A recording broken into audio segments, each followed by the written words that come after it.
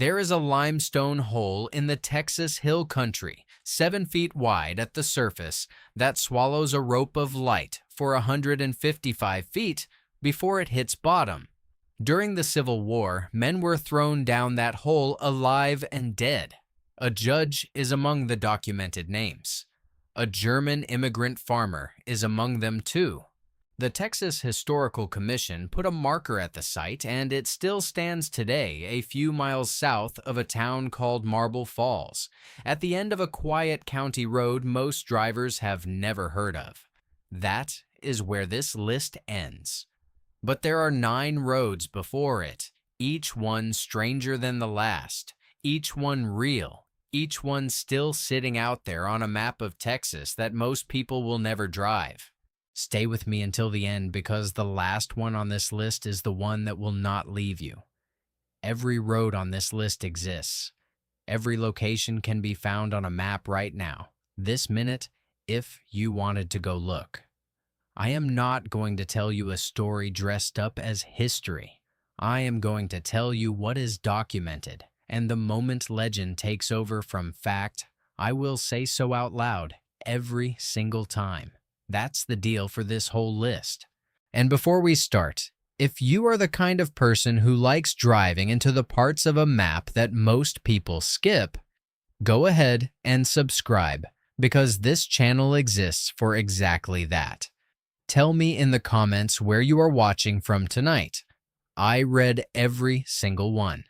Number 10 on this list is Witch's Castle Road, inside Cameron Park in Waco. In the 1960s, a developer began building a residential project on a bluff above the Brazos River. The project was never finished. What remains are the stone foundations and half-built walls of homes that never got roofs, sitting in the woods like the skeleton of a neighborhood that changed its mind. Locals gave the ruins their nickname decades ago, and it stuck. Today, the road that leads back to the ruins is popular with hikers by daylight and largely avoided after dark, not because anything has ever been proven to happen there, but because abandoned construction has a way of looking far more sinister at night than it ever did as a blueprint. Graffiti covers what's left of the walls now. What was supposed to be someone's home is now a place people go looking for a scare. And over the years, a whole layer of unverified legend has grown up around the ruins. Stories of rituals, of strange symbols appearing on the stone, of visitors feeling suddenly uneasy for no reason they can name. None of that is documented anywhere except in the accounts of the people who tell it. And I want to be upfront about that distinction every time it comes up on this list. What is documented is the construction history, a real development, real money spent, and a real decision somewhere in the 1960s to walk away and never come back. The road in is the last stretch of pavement before you have to finish the trip on foot. From an unfinished neighborhood in Waco, we move southeast to a road named after a very different kind of decay. Number 9 is Zombie Road in Port Neches, a town built almost entirely around the petrochemical industry on the Gulf Coast. The road runs past abandoned buildings and old industrial structures tied to the refineries and chemical plants that have defined this stretch of Texas for generations. At certain hours, steam vents off the plant equipment and drift slow across the road. And combined with the constant mechanical hum of the refineries in the distance, it creates an atmosphere that earned the road its nickname among local teenagers long before anyone thought to put it on a map of strange places. There is nothing supernatural documented here. What's real is an industrial landscape so specific to this part of Texas that it looks almost alien after sundown. The kind of place where the ordinary machinery of the Gulf Coast starts to feel like something else entirely. Local storytelling has filled in the rest, with tales of workers lost in old industrial accidents said to wander the roadside, accounts that circulate widely but have never been tied to any documented incident. That gap between what people say and what can actually be confirmed is going to come up again and again on this list, and it's worth paying attention to, because by the time we reach number 1, that gap closes completely. If Zombie Road is about what people built, our next stop is about something nobody built at all. Number 8 takes us deep into the Big Thicket, to an 8-mile stretch of dirt road that runs between the small communities of Saratoga and Bragg in Hardin County. Locally, people call it Bragg Road, or simply the Ghost Road. It sits inside what is now Big Thicket National Preserve, and it is the origin point of the Saratoga Lights, a phenomenon that has been reported by drivers and researchers for well over half a century. Witnesses describe floating orbs of light that appear and disappear along the roadway, sometimes moving, sometimes simply hovering in the trees. Skeptics have proposed a range of scientific explanations, from swamp gas to the refraction of distant headlights through the thick, humid air of the thicket. Nobody has definitively closed the case either way. What is confirmed is that the road is real. The sightings are decades old and widely documented by people with no reason to agree on a story. And the surrounding preserve is one of the most ecologically strange patches of land in the entire state. Biologists have found close to a dozen distinct ecosystems overlapping within a few square miles of it. From lights nobody can explain, we head into the hill country, where the road itself has become the legend. Number 7 is Devil's Backbone, a real, winding stretch of highway and farm roads connecting the towns of Blanco and Wimberley. During the day, it's one of the most photographed drives in central Texas, a ridge road with sweeping views over the hills. After dark, it carries one of the densest concentrations of ghost stories anywhere in the state, collected over years by local author Bert M. Wall in a series of books built entirely from first-hand accounts. The stories layer on top of each other rather than replacing one another, tales of Confederate soldiers on horseback, Spanish monks, and Comanche riders, all said to appear along the same several miles of road. Drivers report phantom hitchhikers. Others describe sudden cold spots inside a moving car on a warm night. None of it is proven, and Devil's Backbone doesn't need it to be. The road has simply accumulated more than a century of stories from people who drove it and came away, certain they'd seen something. What makes this stretch different from most haunted roads is the sheer range of eras layered on top of one another along the same handful of miles. Colonial-era monks, indigenous riders, and Confederate soldiers. 3 completely different centuries of Texas history, all supposedly still walking the same ridgeline after dark. The next road on this list doesn't just carry stories, it carries a fence, put there by a city that got tired of people climbing onto the structure itself. Number 6 is Hell's Gates, a railroad trestle just outside Lubbock Cemetery, spanning a canyon above the North Fork of the Double Mountain Fork of the Brazos River in Dunbar Park. During the 1970s, this stretch of land developed a reputation for occult gatherings, and while there is no verified record of anyone dying at the site, the rumors were persistent enough, and the visitors frequent enough, that the city of Lubbock eventually installed chain-link fencing across both ends of the trestle to keep people from walking out onto the rail ties. That fence is still there. It is one of the only entries on this list where the local government itself has taken physical steps to keep people out, which means the forbidden part of Hell's Gates isn't folklore. It's a fact you can go verify with your own eyes, assuming you're willing to drive out there at night to do it. The stories that grew up around the trestle are, by contrast, pure legend. A wandering figure some call the Railman, a swinging lantern light, a rumored hanging with no death record to back it up. None of that has ever been confirmed. The fence has. If Hell's Gates shows what happens when a city tries to seal a place off, our next entry shows what happens when a story survives no matter how much time passes. Number 5 takes us to Denton and to a stretch of Copper Canyon Road that crosses an iron truss bridge built in 1884, spanning Hickory Creek. Locally, it's known as Old Alton Bridge, though most people call it by its nickname, Goatman's Bridge. The bridge is a real documented piece of 19th century engineering, one of the oldest surviving structures of its kind in North Texas. Around it grew a legend involving a lynching tied to a black goat farmer who supposedly ran a business near the bridge in the early 1900s. Sean Treat, a historian who has studied Denton's past, has been careful about how he frames the story. He points out that the specific details of the legend can't be verified, but he also points out that lynchings were common enough in this period of Texas history that many never made it into any official record at all. In his words, the value of the story isn't whether every detail checks out. It's what the story represents. Unresolved history that a community built a legend around because the real history was never fully documented in the first place.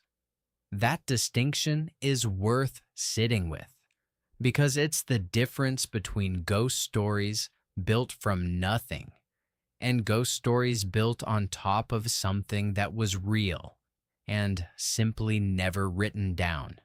From a bridge that holds an unresolved piece of the past, we head northwest to a road that isn't a legend at all. It's a crime scene the state has never fully let go of. Quick pause before we get there. If you're finding these the kind of places worth remembering, this is the halfway mark of the list, so now's a good time to hit subscribe if you haven't yet, because the next 5 entries are heavier than the first 5. Number 4 is the old alignment of Route 66, running through Glen Rio, a ghost town sitting directly on the Texas-New Mexico border. Glen Rio was a real thriving stop for Route 66 travelers for nearly 50 years. It had a motel, a diner, gas stations, and even hosted part of the film crew for John Ford's The Grapes of Wrath back in 1940. Then, in 1973, Interstate 40 opened just a third of a mile north and bypassed the town completely. Within 2 years, the businesses were closed for good. What's left today is a National Register Historic District, 17 abandoned structures, many of them posted with no trespassing signs on private property that visitors are asked to respect. But the most striking detail about Glen Rio isn't the empty buildings. It's the one occupied one. A woman still lives in Glen Rio today, the widow of a service station manager who was killed in a robbery there in 1976. She keeps her late husband's car parked outside their old Texaco station and has, for decades, quietly declined interviews. Glen Rio isn't forbidden because of a story. It's forbidden because it's still someone's home, built on top of a tragedy that actually happened, on a road most people only think of as a piece of nostalgia. That's the sound of real history and real grief. If Glen Rio proves a road can be forbidden by law and by respect, our next stop shows a road that became forbidden simply by being closed. Number 3 is Old Applewhite Road in San Antonio, home to the bridge locally known as Donkey Lady Bridge. The bridge itself dates to 1917 and was formally closed to vehicle traffic in 2005 when a new bridge opened nearby. It's now part of the Howard W. Peak Greenway Trail system along the Medina River. The legend attached to it is one of the oldest and most widely repeated in South Texas, with versions of the story tracing back as far as the 1800s and gaining wider popularity in the 1950s. Most tellings involve a woman disfigured in a fire near Elm Creek, said to haunt the area to this day. As with several entries on this list, there is no way to verify the legend as historical fact, but the bridge itself and its closure to traffic are entirely real. What makes this one unusual is how deliberately San Antonio has kept the story alive. A local performance artist even created a Donkey Lady hotline, a phone line residents could call around Halloween to hear a new segment of the story each night. Proof that some legends in Texas don't just survive on their own.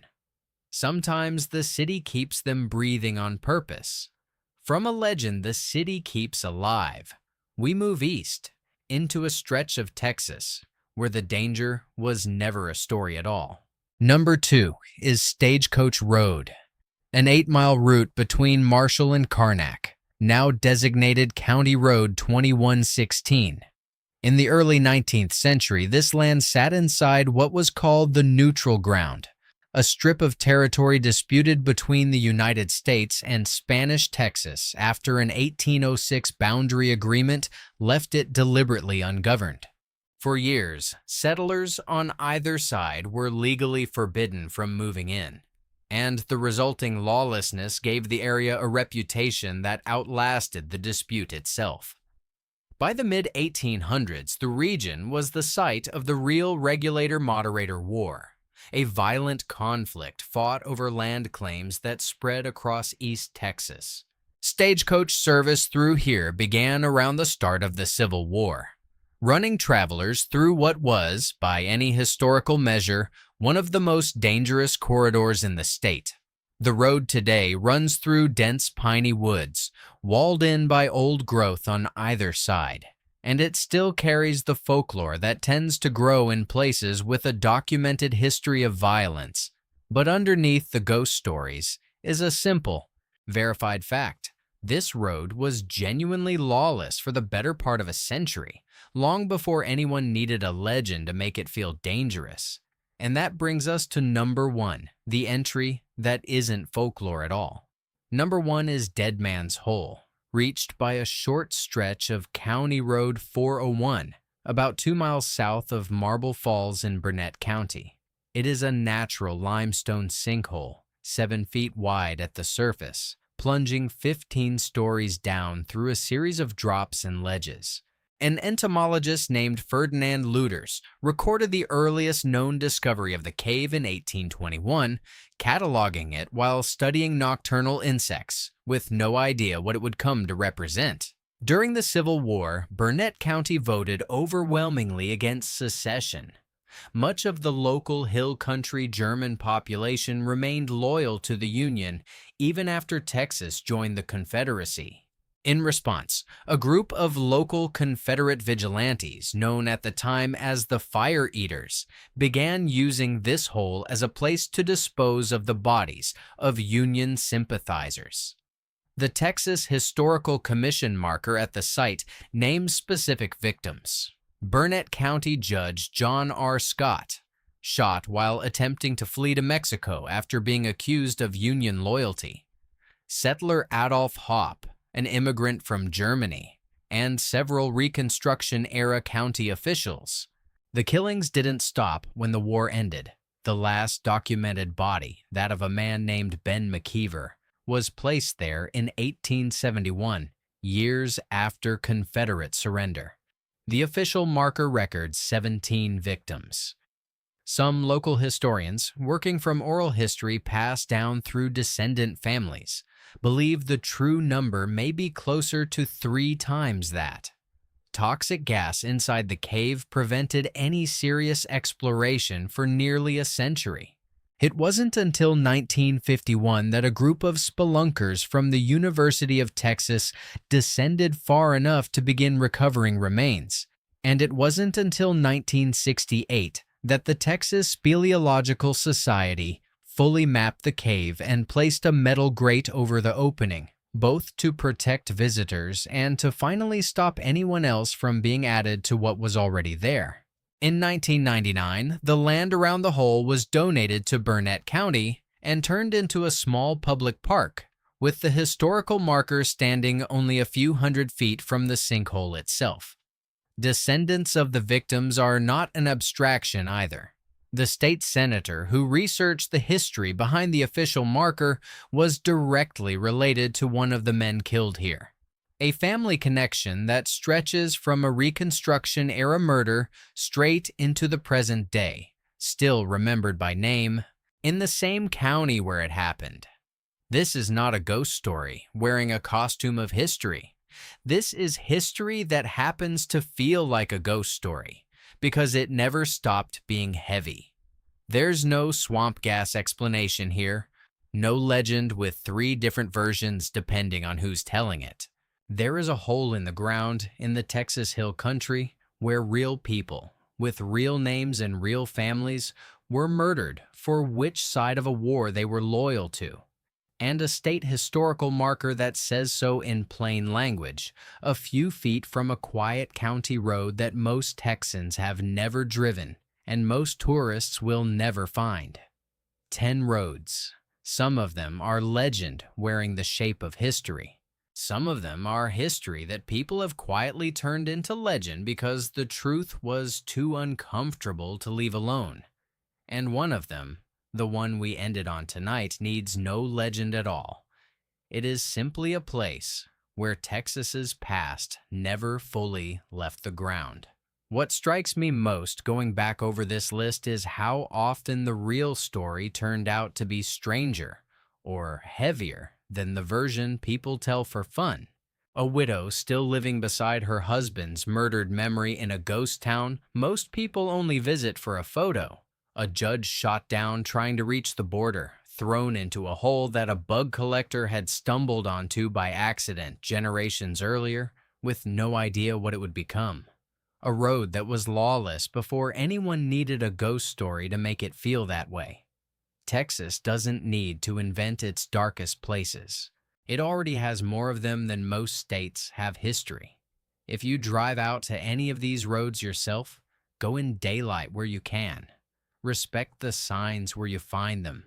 And remember that almost everything on this list was, at some point, somebody's real life, not a set piece built for a video. That's the difference between a place that's genuinely worth remembering and a place that's just built to scare you for 5 minutes and be forgotten. If this kind of history is the kind you want more of, subscribe, and I'll see you on the next road.